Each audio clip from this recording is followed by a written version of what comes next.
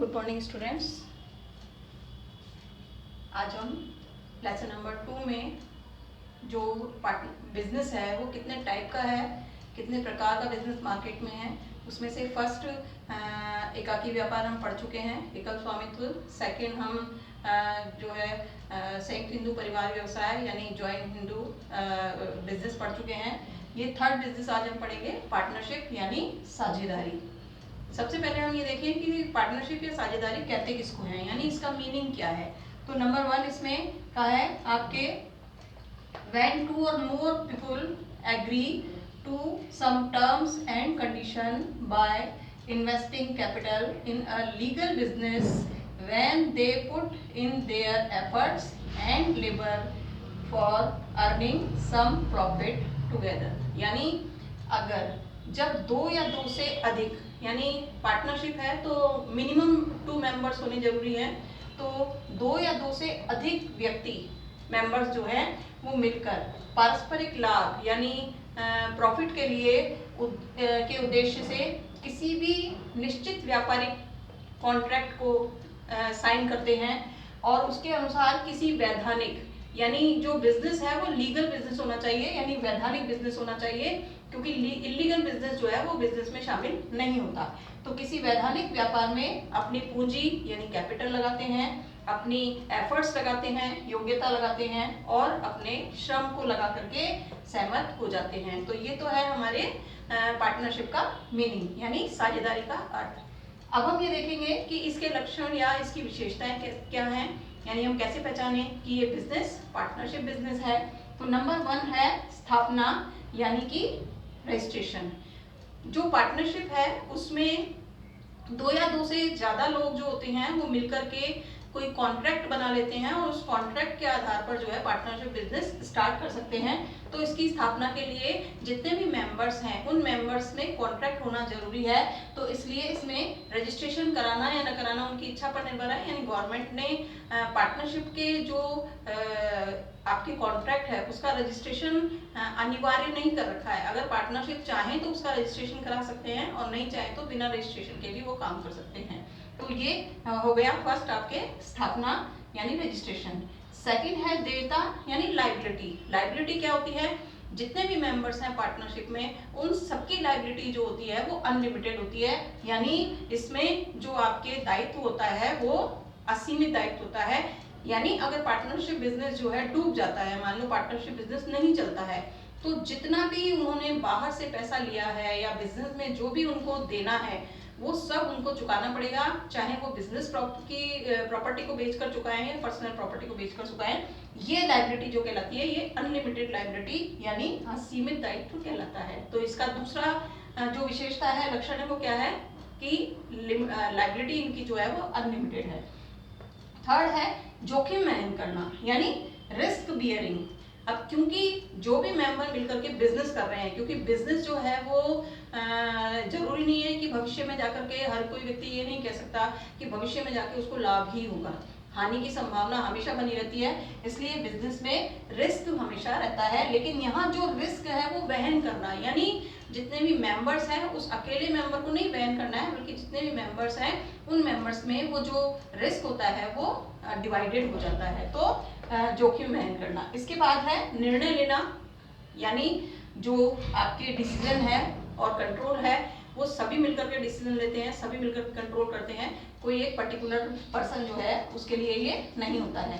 फिर है कंटिन्यूटी यानी निरंतरता। ये बिजनेस ऐसा है क्योंकि इसमें मेंबर ज्यादा हैं, तो ज्यादा मेंबर होने के कारण ये कंटिन्यू चलता रहता है। अगर एक पार्टनर मान लो डेथ हो जाती है, कुछ हो जाता है, तो बाकी पार्टनर मिलकर के बिजनेस को कंटिन्यू कर सकते हैं, यानी इसमें निरंतरता पाई जाती है। इसके बाद है सदस्यता। जितने भी मेंबर्स हैं वो सारे के सारे इसमें सदस्य होते हैं, यानी मेंबरशिप होती है सभी की, सभी को प्रॉफिट भी मिलता है तो सभी को लॉस भी बियर करना पड़ता है। इसके बाद है एजेंसी संबंध। एजेंसी संबंध का मतलब है, एजेंसी रिलेशनशिप का मतलब होता है कि 4 मान लीजिए पार्टनर मिलकर के कोई बिजनेस कर रहे हैं, तो 4 में से एक व्यक्ति जो, क्योंकि वो एक दूसरे से जुड़े हुए हैं, एक दूसरे से रिलेटेड हैं, इसलिए अगर एक व्यक्ति कोई गलत काम कर रहा है या उससे कोई नुकसान हो गया तो वो जो नुकसान है वो सबको बियरिंग करना पड़ेगा, वहन करना पड़ेगा, क्योंकि सब एक दूसरे से जुड़े हुए हैं। तो ये इसके जो थे वो आपके लक्षण यानी जो आपकी फीचर्स थे। अब इसके बाद है गुण, यानी इसमें अच्छाइयाँ क्या क्या हैं। तो नंबर 1 है स्थापना और समापन सरल। ये बिजनेस भी ऐसा है कि अगर मान लीजिए 2 या 2 से ज़्यादा लोग मिलकर के आपस में म्यूचुअल अंडरस्टैंडिंग से पार्टनरशिप में बिजनेस करना चाहते हैं तो इसको कभी भी स्टार्ट किया जा सकता है, यानी इसको कभी भी स्टार्ट किया जा सकता है। तो इजी टू फॉर्म, कभी भी इसको शुरू किया जाता है। सेकंड है संतुलित निर्णय, यानी इनके जो डिसीजन होते हैं वो बैलेंस होते हैं, क्योंकि इसकी तुलना अगर हम सोल ट्रेड से एकाकी व्यापार से करें तो एकाकी व्यापार में जो डिसीजन लेने वाला पर्सन होता है वो एक ही होता है, वो किसी से सलाह मशवरा नहीं करता, तो उसके डिसीजन गलत भी हो सकते हैं। लेकिन यहाँ पर क्योंकि 2 या 2 से ज़्यादा जितने भी पार्टनर्स हैं वो आपस में सलाह मशवरा करके डिसीजन लेते हैं, इसलिए इनके जो निर्णय होते हैं वो संतुलित होते हैं, यानी बैलेंस होते हैं। इसके बाद है अधिक कोष। अब इसकी जो कंपैरिजन है वो हम संयुक्त हिंदू परिवार से कर सकते हैं। संयुक्त हिंदू परिवार में भी मेंबर्स 2 या 2 से अधिक हैं और यहाँ पर भी मेंबर्स 2 या 2 से अधिक हैं, लेकिन जो संयुक्त हिंदू परिवार व्यवसाय है, जॉइंट हिंदू फैमिली बिजनेस जो है, उसमें जो कैपिटल है वो एक ही जगह की है, एक ही परिवार की जो कैपिटल है वो इन्वेस्ट की जा रही है बिजनेस में। लेकिन यहाँ पर क्या है, यहाँ पर जितने मेंबर हैं वो अपनी अपनी कैपिटल लेकर के आ रहे हैं, तो यहाँ पर इनके पास जॉइंट हिंदू फैमिली बिजनेस से ज़्यादा कैपिटल होती है, यानी इनके पास ज़्यादा अमाउंट होता है।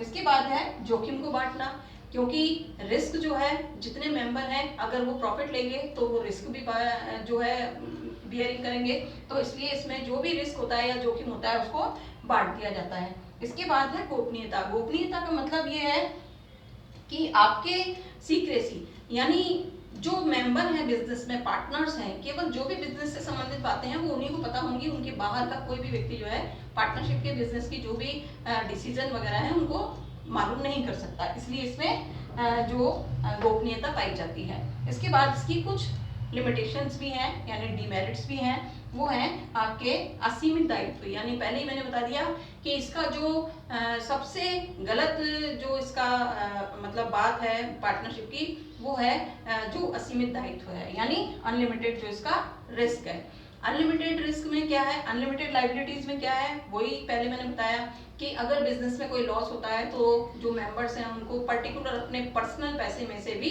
उनको जो है रिस्क जोखिम को चुकाना पड़ सकता है।